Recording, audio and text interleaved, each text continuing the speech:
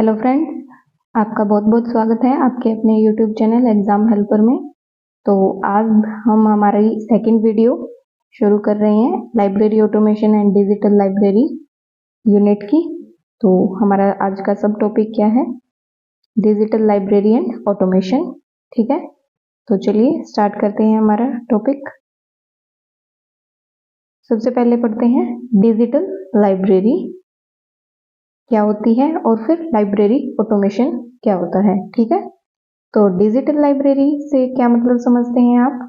Digital library का अर्थ सामान्य रूप से एक कंप्यूटराइज्ड सिस्टम है जिसके द्वारा प्रयोगकर्ता सुसंगत रूप से इलेक्ट्रॉनिक रूप से एकत्रित एवं संगठित सूचना भंडारण तक पहुंच सके एवं उसे जान सके। ठीक है, ऐसी डिजिटल लाइब्रेरी नाम से वैसे समझ आ रहा है जिस लाइब्रेरी में बुक्स फिजिकली अवेलेबल ना होकर डिजिटली कंप्यूटर पे जो बुक्स हमें डाटा अवेलेबल होता है, डिजिटल लाइब्रेरी होती है। तो यही बात इसमें बताई है। एक कंप्यूटराइज्ड सिस्टम होता है जिसमें इलेक्ट्रॉनिक रूप से सभी सूचनाओं को भंडारित और एकीकृत किया जाता है। ठीक है, जिसको हम समझ सके। इस लाइब्रेरी का तात्पर्य उस इलेक्ट्रॉनिक लाइब्रेरी से है जिसमें सूचनाओं का संग्रहण डिजिटल या तुल्य रूप आकार से किया गया हो। ठीक है, जिसमें सूचनाएं डिजिटली रूप से संग्रहित की गई हो वो डिजिटल लाइब्रेरी कहलाता है। ठीक है, नेक्स्ट है लाइब्रेरी ऑटोमेशन। ऑटोमेशन का हिंदी में मतलब है स्वचालित। ऑटोमेशन ऑटोमेटिकली से बना है, ऑटोमेटिकली जो चीजें चलती हो ऑटोमेशन। तो लाइब्रेरी ऑटोमेशन क्या है? पुस्तकालयों की विशिष्ट प्रक्रियाओं जैसे कैटलॉगिंग और सर्कुलेशन को स्वचालित करने के लिए कंप्यूटरों का प्रयोग लाइब्रेरी स्वचालन कहते हैं। ठीक है, लाइब्रेरी स्वचालन क्या कहते हैं? जो लाइब्रेरी की कैटलॉगिंग का काम और सर्कुलेशन का जो काम होता है उसे करने के लिए कंप्यूटरों का यूज किया जाता है। मैनुअली एक जो लाइब्रेरियन है वो ना करके कंप्यूटर करते हैं। कंप्यूटर कैटलॉगिंग करते हैं बुक्स की और कंप्यूटर ही सर्कुलेशन को देखते हैं। तो वो क्या कहलाता है? लाइब्रेरी ऑटोमेशन, लाइब्रेरी स्वचालन। ठीक है, और ऑटोमेशन जो शब्द है उसका सबसे पहले प्रयोग DS हार्डर ने 1936 में किया था। क्वेश्चन बन सकता है कि library automation only automation, automation शब्द का सबसे पहले प्रयोग किसने किया? DS हार्डर ने। और कब किया? 1936 में। एंड लाइब्रेरी ऑटोमेशन क्या है? ऐसे करके क्वेश्चन पूछ लिया जाए। डिजिटल लाइब्रेरी क्या है? ऐसे करके क्वेश्चन पूछ लिया जाए, ऑप्शन में दे दिया जाए 2-4 ऑप्शन। ठीक है, तो नेक्स्ट है लाइब्रेरी ऑटोमेशन के कार्य। लाइब्रेरी ऑटोमेशन के फंक्शंस क्या क्या है, क्या कार्य है? तो फर्स्ट है हमारा संग्रहण पर नियंत्रण सुधारने के लिए। जो बुक्स को हम संग्रहित करते हैं उसको सुधारने के लिए लाइब्रेरी ऑटोमेशन की जरूरत होती है। लाइब्रेरी ऑटोमेशन किया जाता है। पूरे ऑपरेशन पर एक प्रविष्टि को नियंत्रित करने के लिए पूरी जो लाइब्रेरी है उसमें जो बुक्स है उसकी कैटलॉगिंग, जो प्रविष्टियां हैं, जो डाटा की एंट्रीज हैं उनको नियंत्रित करने के लिए लाइब्रेरी ऑटोमेशन का यूज किया जाता है। मौजूदा सेवाओं को बेहतर बनाने के साथ साथ नई सेवाएं पेश करना। मौजूदा सेवाएं जैसे एक लाइब्रेरी में जो बुक्स हैं अवेलेबल और उनके साथ साथ न्यू बुक्स, न्यू सर्विसेज को प्रोवाइड करने के लिए क्या है? लाइब्रेरी ऑटोमेशन की यूज किया जाता है मौजूदा सेवाओं को बेहतर बनाने और साथ साथ नई सेवाओं को पेश करने के लिए। नेक्स्ट है डुप्लीकेट काम से बचने के लिए। एक लाइब्रेरियन है, मैनुअली एक जो ह्यूमन माइंड है उस बहुत सारी जो इंफॉर्मेशन है उसके माइंड में सेट नहीं रह पाती, कुछ एक चीजें माइंड से निकल जाती हैं। लेकिन एक कंप्यूटर है उसमें डाटा फीड हो जाता है तो वो फीडिंग जो है उस डुप्लीकेट नहीं हो पाती। तो कुछ किसी यूजर की या फिर किसी बुक्स का डुप्लीकेशन ना हो, डुप्लीकेट काम से बचने के लिए क्या है? लाइब्रेरी ऑटोमेशन का यूज किया जाता है। लाइब्रेरी ऑटोमेशन का ये भी एक काम है। नेक्स्ट है मौजूदा मौजूद कर्मचारियों की सेवाओं का प्रभावी ढंग से उपयोग करना। जो लाइब्रेरी में सर्विस कर रहे हैं, जो लाइब्रेरियंस हैं या फिर अदर स्टाफ, सब स्टाफ है, तो उनकी सेवाओं, उनकी सर्विसेज को अच्छे से यूज करने के लिए लाइब्रेरी ऑटोमेशन को यूज किया जाता है। लाइब्रेरी ऑटोमेशन का काम क्या है? जो स्टाफ्स हैं उनकी सर्विसेज का बेटर यूज करना। ठीक है, नेक्स्ट है सॉफ्टवेयर। सॉफ्टवेयर क्या होता है और लाइब्रेरी सॉफ्टवेयर क्या होता है, दोनों में अंतर भी मान लो या फिर डेफिनेशंस पढ़ते हैं। सबसे पहले सॉफ्टवेयर से मतलब आप समझते होंगे, आप हमेशा कंप्यूटर यूज करते होंगे आजकल के डिजिटल लाइफ में। तो जो हम किसी भी कंप्यूटर है या लैपटॉप है उसको यूज करने के लिए, जो प्रोग्रामिंग करने के लिए किसी ऐप को, किसी एप्लीकेशन को, किसी प्रोग्राम को चलाने के लिए जो यूज किया जाता है, जो प्रोग्राम यूज किया जाता है, उसे क्या सॉफ्टवेयर कहते हैं। ठीक है, पढ़ते हैं। सॉफ्टवेयर निर्देशों, डाटा या प्रोग्रामों का एक सेट है जिसका उपयोग कंप्यूटर को संचालित करने और विशिष्ट कार्यों को निष्पादित करने के लिए किया जाता है।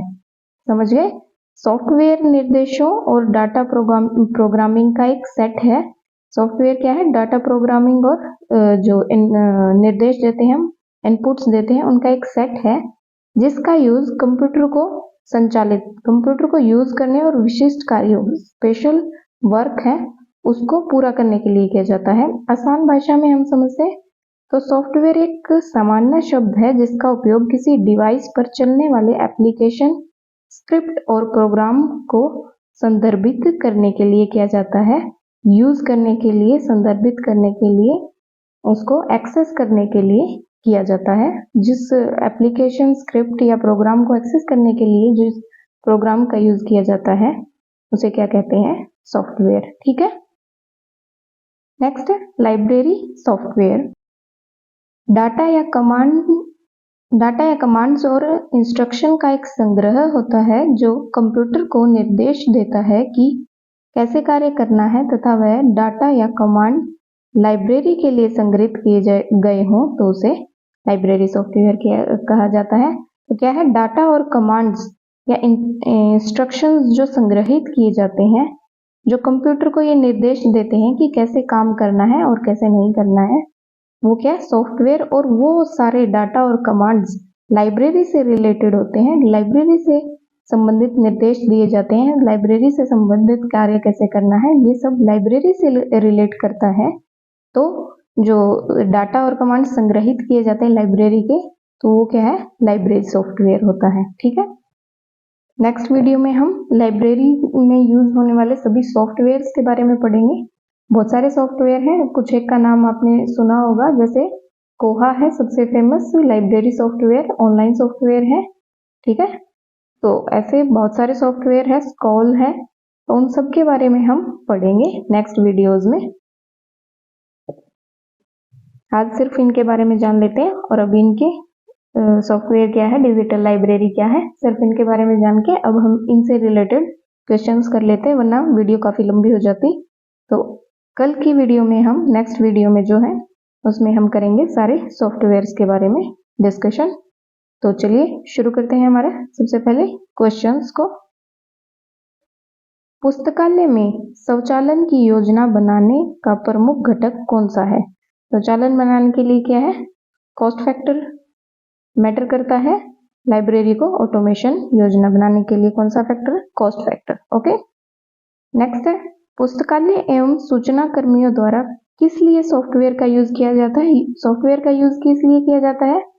मूल पाठ तथा सूचना पुनः प्राप्ति के लिए। ठीक है, जो इंफॉर्मेशन है उनको दोबारा से प्राप्त करने के लिए, और जो मेन हमारा अध्ययन है, पाठ है, उसके लिए सूचना कर्मियों द्वारा सॉफ्टवेयर का यूज किया जाता है।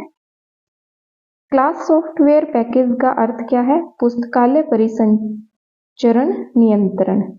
ठीक है, पुस्तकालय परिसंचरण नियंत्रण क्लास सॉफ्टवेयर पैकेज का मतलब होता है। यूजर प्रोफाइल क्या है? यूजर समूहों की सूचनाओं की संक्षिप्त जानकारी, डिटेल में किसी यूजर की बारे में जानकारी रखी जाती है, वो यूजर की प्रोफाइल होती है। सिलेक्टिव डिस्मिनेशन इंफॉर्मेशन कंप्यूटरकृत चयनित सूचना प्रसारण पद्धति की सफलता किस पर निर्भर करती है? इस पर निर्भर करती है यूजर समूह के प्रोफाइल के निर्माण पर। ठीक है, यूजर समूह के प्रोफाइल के निर्माण पर सिलेक्टिव डिस्मिनेशन इंफॉर्मेशन कंप्यूटरकृत चयनित सूचना प्रसारण पद्धति निर्भर करती है। ठीक है, नेक्स्ट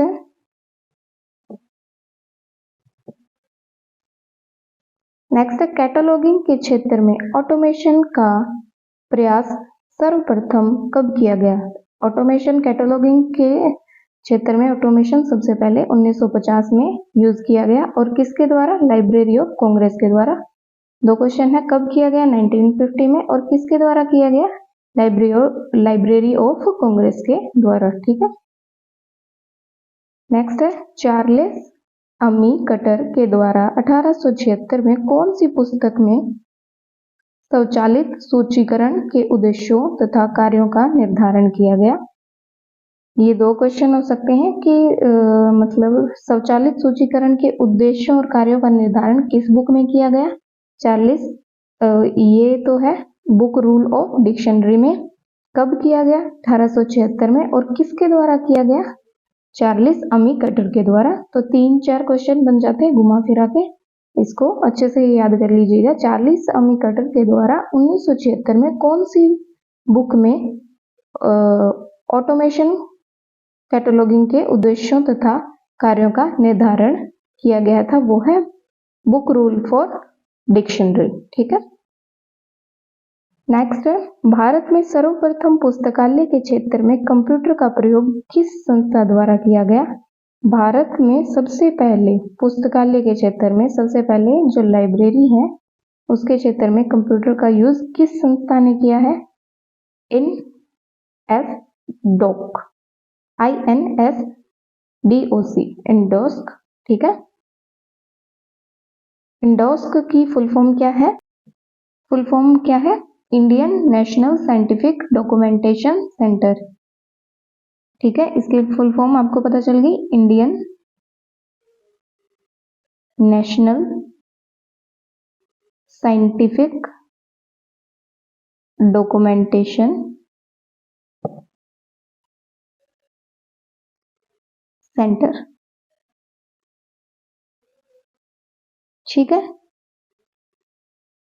इस जो Indian national scientific documentation centre है इसके द्वारा सबसे पहले क्या है, पूरे इंडिया में सबसे पहले कंप्यूटर का यूज किया गया था।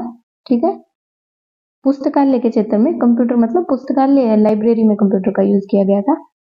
कॉपीराइट किए गए सॉफ्टवेयर जो आमतौर पर किसी विशेष संगठन की आवश्यकताओं को पूरा करने के लिए होते हैं उसे क्या कस्टम सॉफ्टवेयर कहते हैं। कस्टम से मतलब आप क्या समझते हैं कि जो किसी स्पेशल संगठन से स्पेशल ऑर्गेनाइजेशन की आवश्यकताओं को जरूरतों को पूरा करने के लिए जो सॉफ्टवेयर और बनाए जाते हैं वो क्या है? कस्टम सॉफ्टवेयर कहलाते हैं। ठीक है, टर्म थी ये, क्वेश्चन कैसे भी बना सकते हो आप अपने हिसाब से देख लेना, या एग्जामिनर कैसे घुमा के बना सकता है। तो मेन आपको मतलब समझने का ये है कि जो किसी स्पेशल ऑर्गेनाइजेशन की आवश्यकताओं को जरूरतों को पूरा करने के लिए जो सॉफ्टवेयर बनाए जाते हैं उसे कस्टम सॉफ्टवेयर कहते हैं। ठीक है, और ये कॉपीराइट होते हैं। ठीक है, कौन सा स्वामित्व सॉफ्टवेयर प्रोप्राइटरी सॉफ्टवेयर है जो शुरू में इस विश्वास के साथ मुफ्त में प्रदान किया जाता है कि उपयोगकर्ता बाद में इसके लिए भुगतान कर सकते हैं? मतलब ऐसे सॉफ्टवेयर जिसका पहले डेवलपर को ऐसे विश्वास होता है कि एक बार कस्टमर को यूज करवा दिया जाए, उसके बाद में भी कस्टमर को पसंद आए तो वो उसके लिए पेड उसको कर दे, तो पेड भी सब्सक्राइब करने के लिए राजी हो जाए। तो ऐसे सॉफ्टवेयर्स को क्या कहते हैं?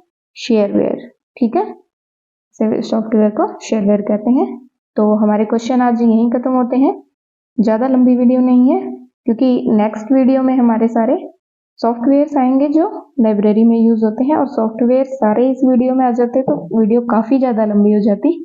तो इसके लिए सिर्फ इतना ही आज के लिए, बाकी हम नेक्स्ट वीडियो में देखेंगे हमारे सॉफ्टवेयर्स के बारे में, ठीक है। तो आज के लिए इतना यहीं पे काफ़ी है। सो thank you so much, please like share and subscribe the channel, and मुझे भी मोटिवेट कीजिएगा सब्सक्राइब और लाइक करके चैनल को। So thank you and bye, have a nice day.